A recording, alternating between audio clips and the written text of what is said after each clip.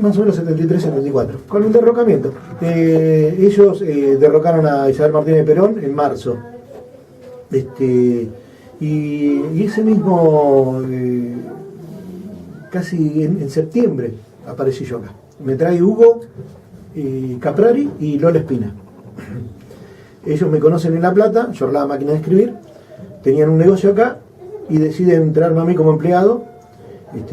Se le hacía difícil porque era el más jovencito que había en la empresa, pero cuando me lo dijeron acepté enseguida, porque primero era conocer un nuevo mundo y terminar ese flagelo que teníamos de tener que andar bajándose de un colectivo, como contaban hoy, y no sabiendo si te iban a subir de vuelta, ¿viste? Entonces fue un alivio. Para conocer más o menos algo que sucedía en el contexto social, ¿no?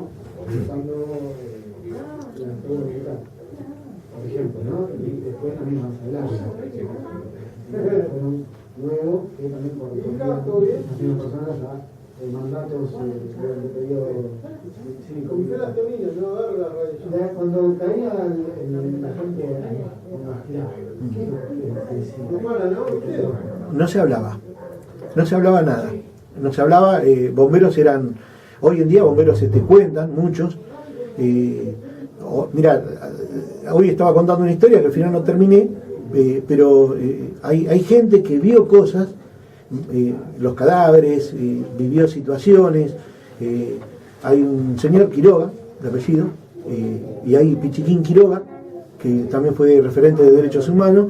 Bueno, y un día a Quiroga lo retienen y lo llevan, y en Mar del Tuyú, por suerte, una persona que lo conoce dice: no, se equivocaron, este no es Pichiquín Quiroga, se equivocaron de persona. Y entonces a este señor con el mismo apellido, este señor que lo identifica le salva la vida, porque realmente lo habían chupado como que era Pichiquín Quiroga. Pichiquín Quiroga nunca supo de esto.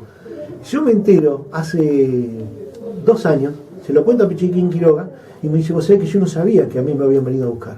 ¿Viste? Le digo, las cosas que nosotros mismos no sabemos. No se hablaba nada. No, la morgue, o sea, no había morgue, no, un dispensario, ¿sabés lo que era? Acá no teníamos hospital ni nada en esa época. Entonces, donde está la sociedad, ¿viste dónde está el museo de Mardajó? El museo de Mardajó está ahí en la zona cerquita de la escuela secundaria. El Levenson, al 500, entre 500 y 600. Ahí está el museo, de la mano izquierda. Bueno, ahí esa era la sala de primeros auxilios. No, Levenson. De la escuela secundaria, una cuadra, 2 cuadras, no, una cuadra, bien digo. Y agarras para el lado del Silvio, media cuadra.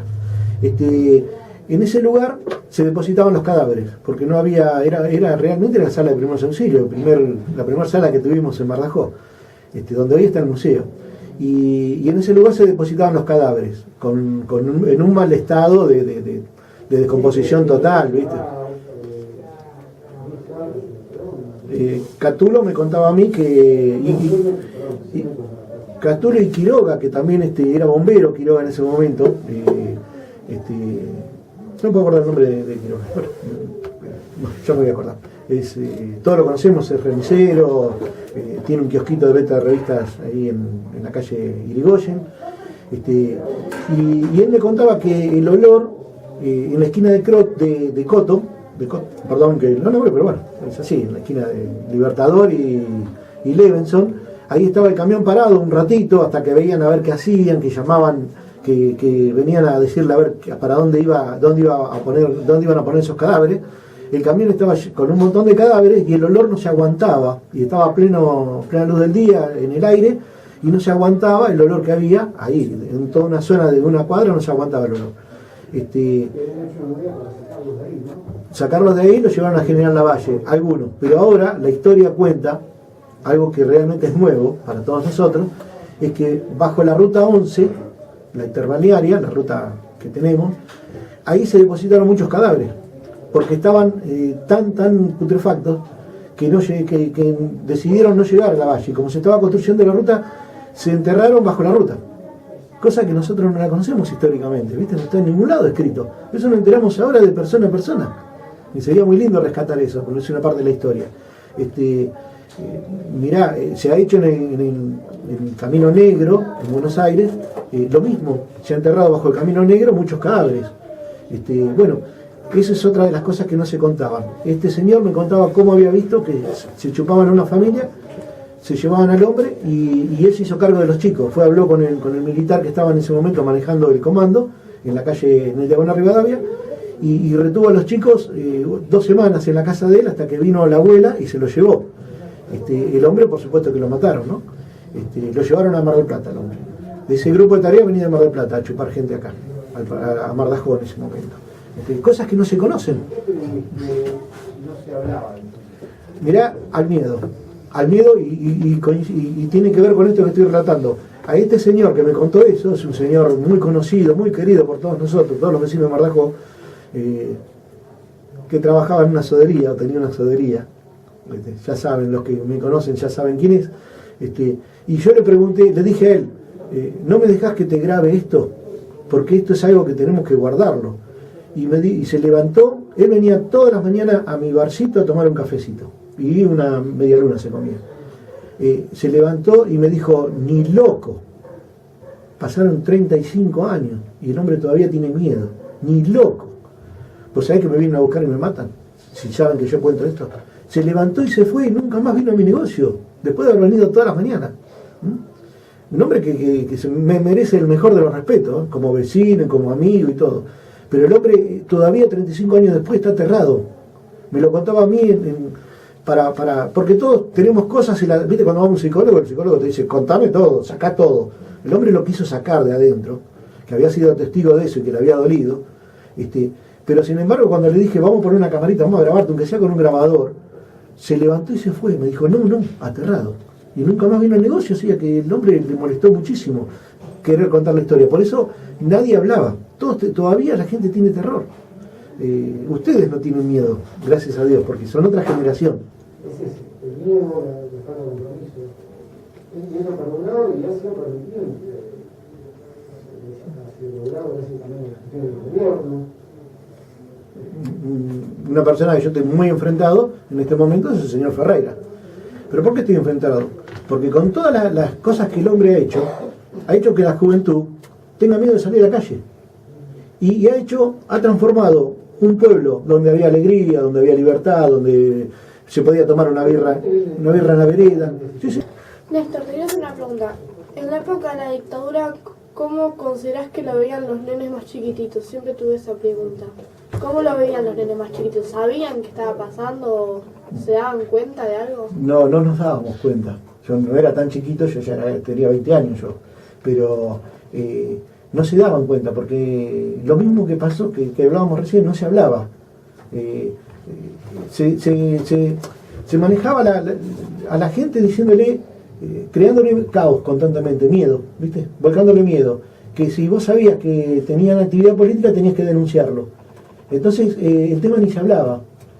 Antes de eso se vivió una libertad total.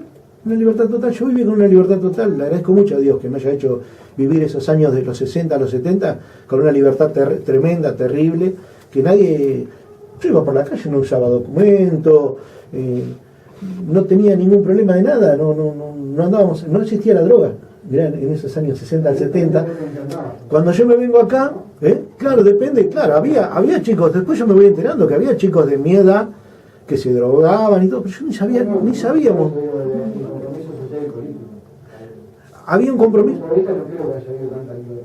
un compromiso social y político en ese momento, en los 70, que fue tremendo, que fue como una explosión, como fueron los 60, la época de los hippies. Bueno, se transformó todo eso en lo mismo, pero político. Y todos participaban en política, como hoy lo están haciendo la juventud.